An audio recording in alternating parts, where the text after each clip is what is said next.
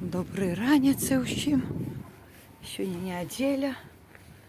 Приїхали у костел на святу імшу.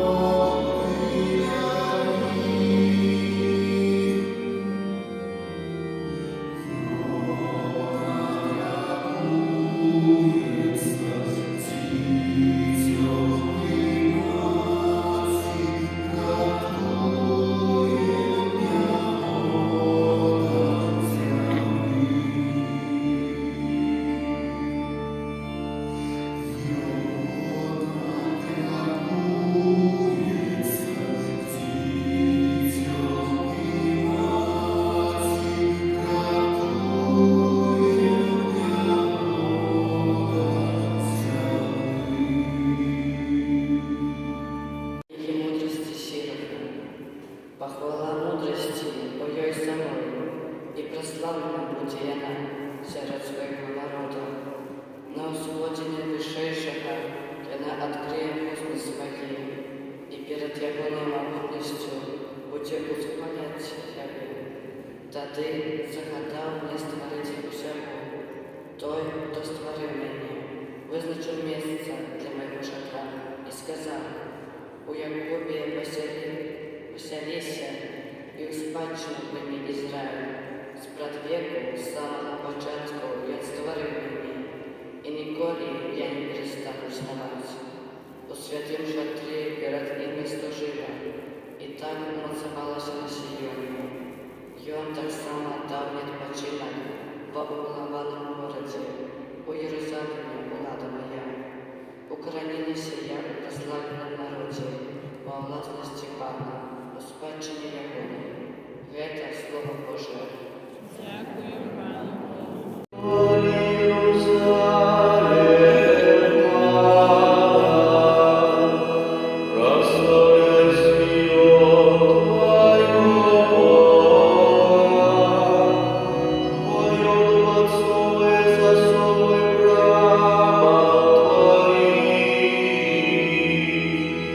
Благословляйся, Отче, Сыном Твоим.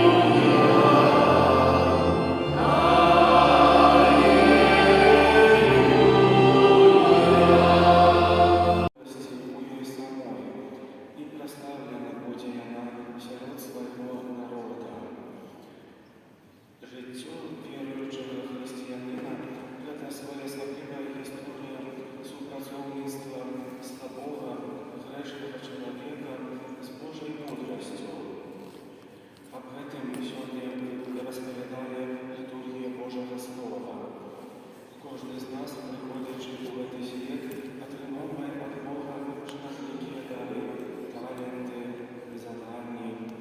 Некоторые из них можно зауважить амаль одразу, некоторые бачили криху позднее.